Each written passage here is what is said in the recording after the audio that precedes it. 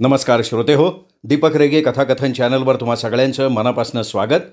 श्रोते हो, आज तुम्ही ऐकणार आहात विनीता ऐनापुरे यांच्या फिटे अंधाराचे जाळे या कथासंग्रहातली कथा. पण तत्पूर्वी तुम्ही जर आत्ता चॅनलवर पहिल्यांदा आला असाल किंवा अजूनपर्यंत चॅनल सबस्क्राईब केलेलं नसेल तर प्लीज चॅनल सबस्क्राईब करा. ऐकूया विनीता ऐनापुरे लिखित दुरून डोंगर साजरे. आमची आई नेहमी म्हणायची की कुणाच्या फार जवळ जाऊ नये. लहान वयात आईच्या ह्या बोलण्याचा अर्थही कळायचा नाही. वाटायचं की आईचं आपलं काहीतरीच, काय होतं कोणाच्या जवळ गेलं तर. पण जसजसं वय मोठं व्हायला लागलं, निरनिराळ्या मित्रमैत्रिणी मिळाल्या, त्यांचे निरनिराळे स्वभाव कळायला लागले, विचित्र अनुभव यायला लागले. बरेचदा मैत्रीपेक्षा अपेक्षाभंगाचं दुःख पदरी यायला लागलं. नातेवाईकांमधले नात्याचे पदर डळमळायला लागले. प्रेम, कर्तव्य, हेवेदावे यांची विविध रूपं समोर यायला लागली. तेव्हा वेळोवेळी आईची आठवण यायची आणि दरवेळी तिच्या बोलण्याचा अर्थ वेगळ्याच तऱ्हेने उलगडायला लागायचा. आज हे सगळं मला का बरं आठवतंय? आई जाऊन कित्येक वर्ष लोटली. ती गेली तेव्हाच माझं बालपण सरलं. त्यानंतर तारुण्याचा झंझावाती उत्साही काळही मागे पडला आणि आता या संथ, शांत, प्रौढ वयात असं काय घडलं की इतक्या काळानंतरही आईचं बोलणं आठवावं, त्याची सार्थता पटावी? कशामुळे मनातला शांतपणा ढवळला गेलाय? मनाला ना आता चाळाच लागलाय की गेल्या 4-8 दिवसात कोण भेटलं, कोण आपल्या घरी आलं गेलं, मी कोणाकडे गेले, यांनी कोणाबद्दल काही सांगितलं का? तसं म्हटलं तर मी बऱ्याच ठिकाणी गेले होते आणि नेहमीच जाते. नवीन कोण? रक्तदात्यांच्या यादीतल्या राम काळेकडे गेले होते, कारण दुर्मिळ रक्तगटाचा तो दाता नेहमी उत्साही. कुणाला कधीही त्या रक्ताची जरूर लागली की राम तयार. एका लहान मुलाला त्याच्या रक्ताची गरज होती म्हणून रामला फोन केला तर फोन बंद.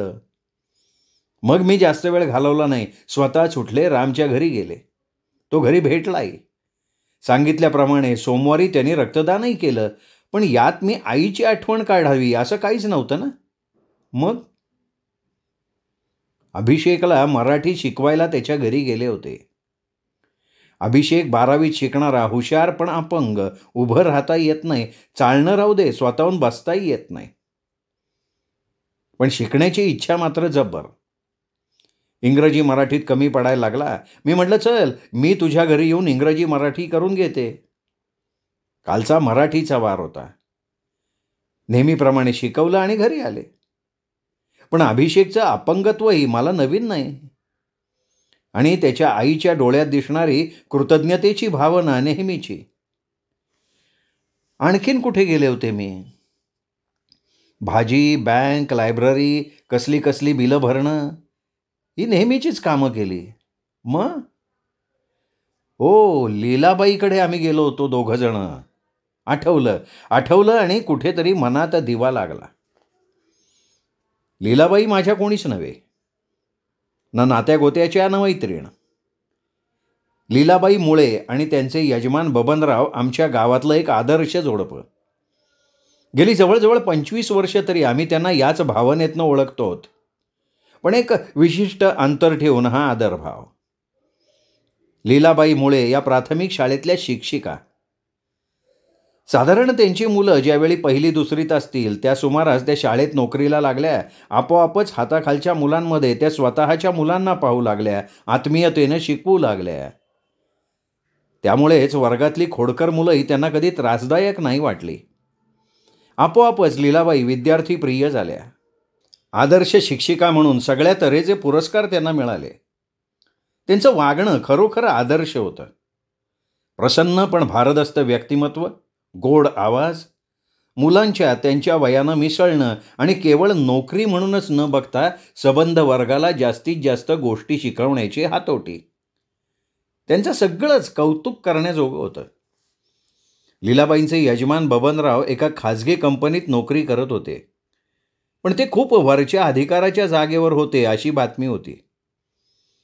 कंपनीतून आल्यानंतर अंगावरचे कपडे जसे बदलावेत ना, तसे बबनराव जबाबदारीबरोबर येणारा गंभीरपणा जणू लोकात वावरताना उतरवून बाजूला टाकत आणि आपल्या सभोवताली अतिशय छान खेळकर वातावरण निर्माण करत. सहज म्हणून ते संध्याकाळचे बाहेर पडले तरी कोणाला तरी कसली तरी मदत कर, सल्ला दे, हे तर रोजचंच होतं.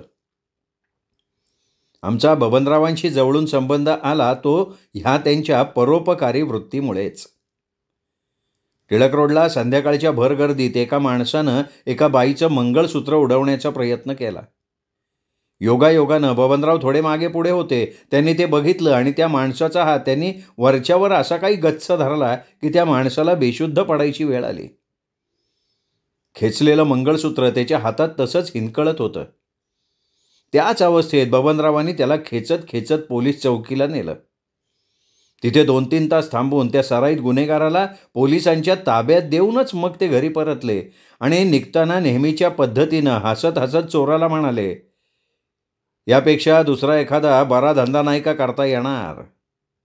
हां, तुम्ही द्या की एखादा धंदा सुरू करून, नाहीतर नोकरी द्या, मी मॅट्रिक आहे.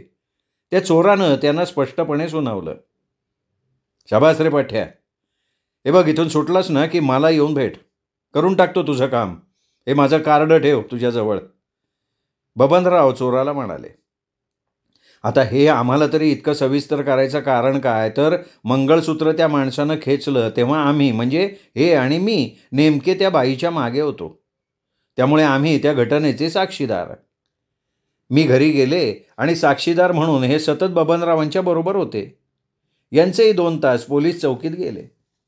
घरी आले आले यांनी सांगितलं, बबनराव म्हणजे विलक्षण माणूस आहे बरं का.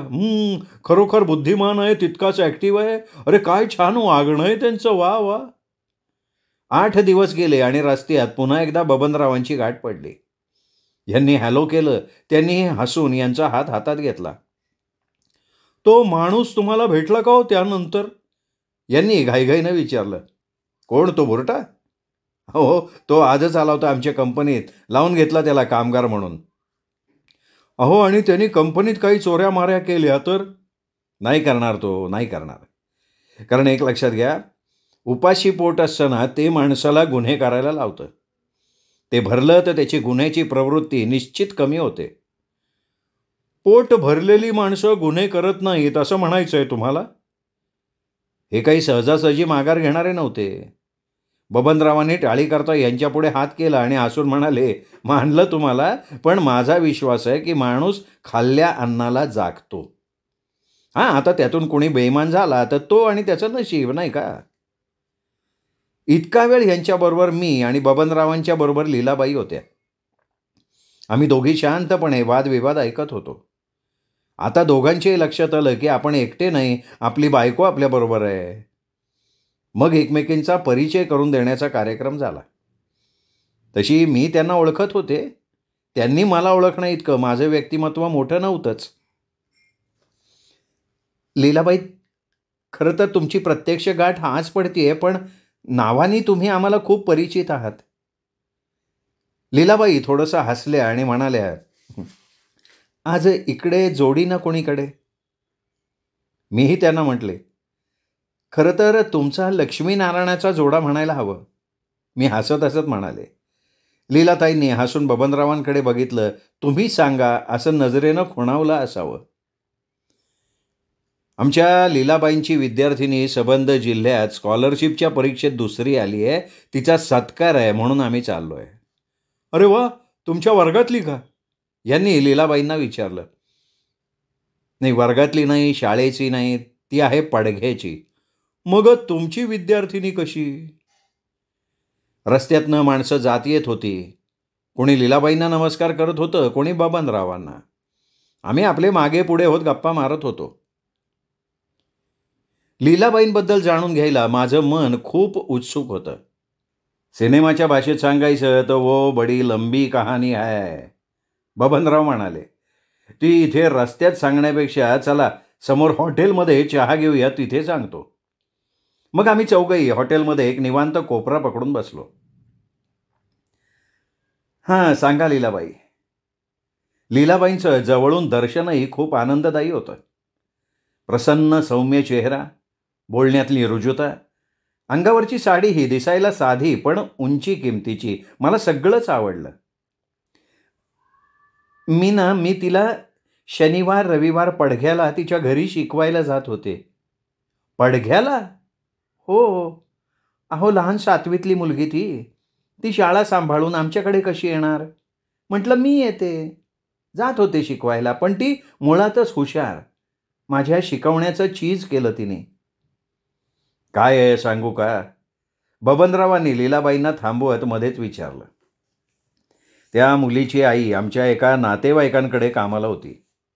ती एकदा मुलीच्या हुशारीबद्दल सांगत होती. मी ते ऐकत होतो. मी तिची शाळा वगैरे विचारून घेतलं. त्या मुलीच्या शाळेत गेलो, शिक्षकांना भेटलो, त्या मुलीबद्दल विचारलं. आम्ही दोघंही भारावलेल्या अवस्थेत ऐकत होतो. घरी दारिद्र्य, खंडीभर पोरं, बापदारोडा. म्हटलं ही मुलगी म्हणजे कोळशाच्या खाणीतलं रत्न आहे. हे रत्न बाहेर काढलं पाहिजे. मग आमच्या घरी आणली. बापाला तर काय बरंच वाटलं. खाण्याचं एक तोंड कमी झालं ना. 2 वर्ष राहिली, मग गेल्या वर्षी गेली तिच्या घरी. बोलता बोलता 2दा चहा झाला. त्या मुलीला बबनरावांनी पैशाची मदत केली, कपडे, पुस्तकं दिली. तिचं बघून तिची भावंडही थोडीफार अभ्यासाकरता धडपड करायला लागली. ही मुलगी आपली हुशारी टिकवून राहिली. आज तर तिने जिल्ह्यात नाव कमावलं. याचं बरंचसं श्रेय लीलाबाईंना आणि बबनरावांना आहे. त्यांचं कौतुक करावं तेवढं थोडंच आहे. त्याच मनस्थितीत आम्ही एकमेकांचा निरोप घेतला. एकाच गावात राहणारी आम्ही माणसं. कधी ना कधी, कुठे ना कुठेतरी गाठीभेटी होत, कधी बातम्या कानावर येत. लीलाबाईंना आदर्श शिक्षिका म्हणून गाव पातळीवर, तालुका पातळीवर, शहर पातळीवर पुरस्कार मिळाला. बबनरावांचं सोशल वर्क चालूच होतं. कधी रक्तदान शिबिर, तर कधी एखादी व्याख्यानमाला, तर कधी एखाद्या संगीत सभेचे संयोजक म्हणून त्यांचं नाव कानावर येत होतं. कंपनीच्या कामाकरता ते बरेचदा कुठे परदेशालाही जाऊन आल्याचं समजत होतं. एकूणच काय तर या जोडप्याबद्दल मनात कायम एक आदराची, कौतुकाची भावना होती. संसाराच्या आघाडीवरही ते दोघं यशस्वी होते, कारण त्यांची दोन्ही मुलं 10वी-12वीला गुणवत्ता यादीत आली. प्रत्येक वेळी मुलांबरोबर या दोघांचाही सत्कार झाला होता. एकूणच काय तर हे सगळं कुटुंब दृष्ट लागावं असं होतं. इतकी वर्ष आम्ही त्यांना ओळखतोय, ते आम्हाला ओळखतायत. आता आमच्या दोन्ही मुली लग्न होऊन आपापल्या घरी गेल्या. आम्हाला आयुष्याला निवांतपणा आला. आमचं आयुष्य मजेत चाललंय. यांचा पगार, मुलींची शिक्षणं, लग्नकार्य, सणवार वगैरे होऊनही भरपूर वाटावा इतका होता. आमच्या पद्धतीने आम्ही आमचे आयुष्य मजेत जगत होतो. या मजेतलीच एक कल्पना म्हणजे गावात होणाऱ्या लहान मोठ्या कार्यक्रमांना हजेरी. अशाच एका संगीताच्या मैफिलीला गेलो आणि आमच्या पाठोपाठ बबनराव आले. कार्यक्रम रात्री बऱ्याच उशिरा संपला.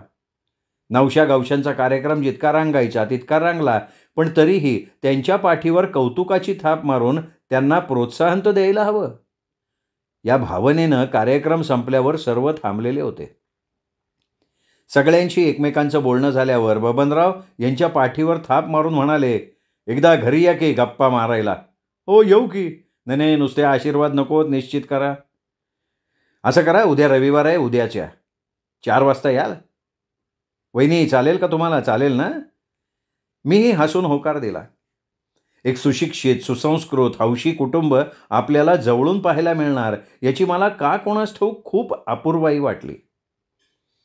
गावात इतका मान असलेलं हे कुटुंब सधन तर असणारच, पण घरातलं वातावरण सुद्धा छान असेल. समाजाकरता एवढे धडपडणारे आईबाप म्हणजे त्यांच्या मुलांसमोर केवढा मोठा आदर्श. मुलंही त्याच स्वभावाची आहेत का आणखीन काही? कसं असेल त्यांचं घर? खूप उत्सुकता मनात दाटून आली. सकाळी उठतानाच मनात पहिला विचार आला, एवढ्या चांगल्या माणसांकडे जायचंय, काहीतरी खाऊ न्यायला हवा. काय न्यावा? चांगलं दिसेल असं काय नेता येईल? शेवटी दुपारी निघताना केवढी तरी मोठी कॅडबरी घेतली. म्हटलं आजी आजोबा खातील आणि त्यांची नातवंडही खातील. लीलाबाई आमची वाटच पाहत होत्या. आमची चाहूल लागल्याबरोबर अंगणातच आल्या. खरं तर मी त्यांना ओळखलं नाही. त्या समोर आल्या ना तरी त्या लीलाबाई आहेत असं मला वाटलंच नाही. साधंसं पातळ, त्यावर ढगळ ब्लाऊज, केसाचा जेमतेम गुंडाळलेला आंबाडा, पावडर वगैरे न लावल्यानं वयस्कर वाटणारा चेहरा.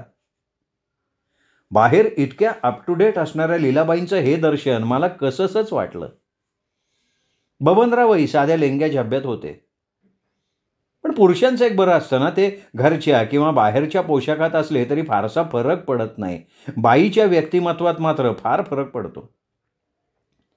दोघांनीही आमचं अगदी प्रेमानं स्वागत केलं. त्यांच्या घरात आल्यापासून जणू त्याने आमचा कब्जाच घेतला. खूप विषयांवर गप्पा गोष्टी झाल्या, अनुभव सांगून झाले, पोटभर हसून झालं. आणि मग अचानक बोलणी थांबली. एकदम शांतता निर्माण झाली. एक पोकळी निर्माण झाल्यासारखं वाटायला लागलं आणि माझ्या एकदम लक्षात आलं की रविवार असून सुद्धा हे दोघंच घरात आहेत. कदाचित मुलं ट्रिपला किंवा कुठेतरी गेली असतील. मी सहज विचारलं, आज तुम्ही दोघंच घरी?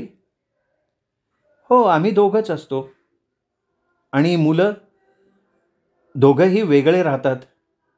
बोलताना लीलाबाईंचा चेहरा विमनस्क झाला. मी क्षणात स्वतःला सावरलं आणि म्हणाले, अहो हल्ली सगळेच वेगळे राहतात. पण आम्ही नव्हतो ना राहिलो. आमचे आईवडील जिवंत असेपर्यंत आम्ही 3 भाऊ एकत्र राहत होतो. ती दोघं गेली, मग आमचेही प्रपंच वाढले, म्हणून आम्ही वेगळे राहायला लागलो. बबनरावांनी थोडं उदासपणे, थोडं तावातावानं सांगितलं. अहो पण तो काळ वेगळा होता. पण आई वडील आणि मुलांचं नातं तेच होतं ना, का ते वेगळं होतं? विषय जरा गंभीरपणाकडे झुकायला लागल्यावर काय बोलावं तेच कळेना. मी उगीच काहीतरी बोलायचं म्हणून म्हटलं, सुना नोकऱ्या करतात का? काही करत नाही तो. मी म्हणते पैशा करता नका करू, पण निदान गुंतून राहा. पण त्या कशाला नोकऱ्या करतील? एवढाली पगारदार आमची मुलं. केवढे कष्ट घेऊन आम्ही मुलांना शिकवलं, परदेशात पाठवलं, आले तिकडून की लग्न झाले. एवढाले पगारदार नवरे या गोऱ्या गोमट्या मुलींनी पटकावले. आपली मुलं ना शिक्षणात एवढी शहाणी, पण बायकांपुढे नुसते नंदी बैल. गेले बायकांच्या मुठीत, काय बोलणार सांगा? लीलाबाई एक एक सांगत होत्या. दुःख त्यांचं होतं, पण जाणवलं की हे दुःख त्यांचं केवळ एकटीचं दुःख नाही. कुठल्या तरी शांताबाई, प्रभाताई, सुधाबाई, उषाताई सगळ्यांची हीच कथा, हीच व्यथा ही. आपलीच मुलं आपल्याला परकी होतात. हे सगळ्यांचं दुःख. आणि त्याहून जास्त दुःख हे की आपला मुलगा आपण त्याच्याकरता जे केलं, घडवलं ते सगळं विसरला. आमच्या पदरी दोन्ही मुली असल्यामुळे आम्हाला या दुःखाचा अनुभव नाही. कदाचित आमच्या मुलीही त्यांच्या सासू सासऱ्यांना अशाच दुखवत असतील. आजवर कधी हे मनातही आलं नव्हतं, पण आज ती जाणीव झाली आणि मी एकदम अस्वस्थ झाले. पण त्यातही माझ्या एकदम लक्षात आलं की लीलाबाईंना आणि बबनरावांना कुणाजवळ तरी मन मोकळं करावंसं वाटतंय, म्हणून ते भडाभडा बोलतायत. त्यांना सल्ला नकोय. कुणीतरी आपलं दुःख ऐकून घ्यावं एवढीच त्यांची तळमळ आहे. मी ह्यांच्याकडे पाहिलं. ते शांतपणे बबनरावांना म्हणाले, तुमचे तुम्हाला खूप व्याप आहेत, हे किती चांगलं आहे. अहो पण आमच्या सुनांना ह्याच गोष्टीचा राग येतो. लीलाबाई उसळून उठल्या. त्या दोघींना वाटतं की आमची मुलं सांभाळायला नकोत आणि घरचं खाऊन लष्कराच्या भाकरी भाजायला आवडतंय आम्हाला. आता आम्हाला ज्याची आवड आहे ते आम्ही दोघांनी आयुष्यभर केलं आणि काल आलेल्या ह्या मुलींनी आम्हाला शहाणपणा शिकवायचा. आत्तापर्यंत तरी मी दरवर्षी 2 तरी मुलांची संपूर्ण फी भरत आली आहे. ह्यांचं सोशल वर्क किती प्रकारचं आहे. एक सामाजिक बांधिलकी म्हणून आम्ही ह्या गोष्टी इतकी वर्ष करतोय, पण आमच्या सुनांना ती पैशाची उधळपट्टी वाटते. खूप त्रास दिला दोघींनी, शेवटी वेगळ्या झाल्या. एवढ्या मोठ्या घरात आम्ही दोघंच्या दोघं राहतो. माझ्या नजरेला बाहेरच्या जगात आपल्या कर्तृत्वानं गाजणारे हे नवरा बायको दिसत होते आणि घरात त्यांना एकटेपणाचं प्रचंड दुःख आहे हे सुद्धा जाणवत होतं. आता यात एकच बरं आहे बरं का, कधी मधी तरी आमची नातवंड आम्हाला भेटतात. बबनराव म्हणाले. त्यांच्या चेहऱ्यावर कौतुकाची भावना दाटून आली. नातवंडांच्या आमच्याकडे येण्याला ना मी वाऱ्याची झुळूक म्हणते. लीलाबाई आता थोड्या सावरल्या. अहो, वाऱ्याची झुळूक येणं किती सुखाचं असतं. पण ती आणणं आपल्या हातात आहे का? ती येईल तेव्हा येईल. तसं आमच्या सुनांना वाटेल ना तेव्हा ती पोरं येतात, खूप धांगडधिंगा करतात, पसारा करतात, निघून जातात. पुन्हा आमचं वैराण आयुष्य सुरू होतं. माझ्या पर्समधली कॅडबरी मला टोचत होती. ती बाहेर काढण्याचं मला धारिष्ट्यच झालं नाही. यापेक्षा दुसरं काही आणलं असतं तर बरं झालं असतं. या दोघांना खाता येईल असं काहीतरी आणायला हवं होतं. कॅडबरी खाता येणार नाही असं नाही, पण त्यावर पहिला हक्क मुलांचा. दोघांचा निरोप घेऊन आम्ही निघालो तेव्हा डोक्यात विचारांची गुंतागुंत झाली होती. वाटत होतं की एवढी मोठी माणसं एवढ्या तेवढ्या घरगुती गोष्टीत इतकी हळवी कशी होतात? का?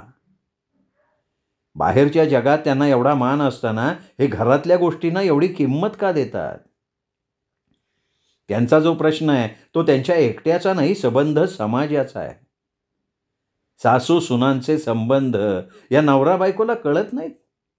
मग एवढी खंत का?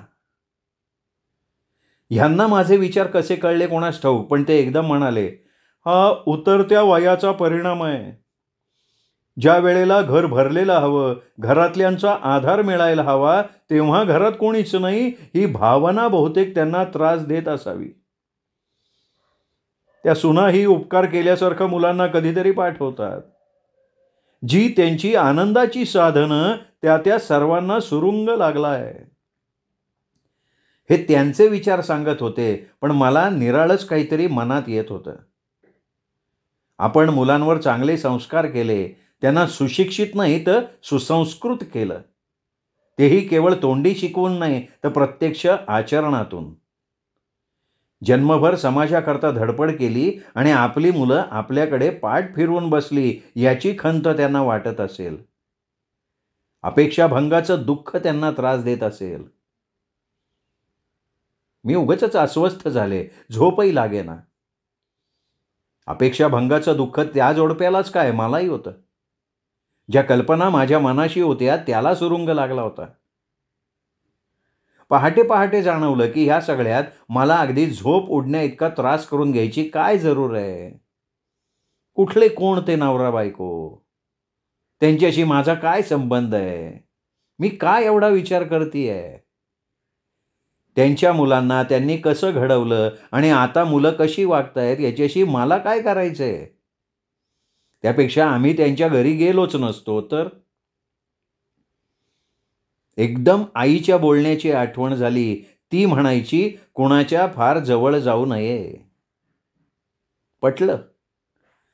इतक्या वर्षांनी आईची आठवण झाली. तिच्या बोलण्यातला अर्थ स्पष्ट झाला. डोकं शांत झालं आणि निवांत झोप कधी लागली ते माझं मलाच कळलं नाही. श्रोते हो, ही होती विनिता ऐनापुरे यांची कथा दुरून डोंगर साजरे. कथा कशी वाटली कमेंटमध्ये जरूर कळवा. मित्रपरिवारात नातेवाईकात ही कथा शेअर करायला काहीच हरकत नाही, त्यामुळे बिनधास्त शेअर करा. आणि हो, चॅनल सबस्क्राईब करायचं राहिलं असेल तर प्लीज चॅनल तेवढं सबस्क्राईब करा. पुन्हा भेटूयात अशाच उत्तम कथेसह. तोपर्यंत नमस्कार मित्र.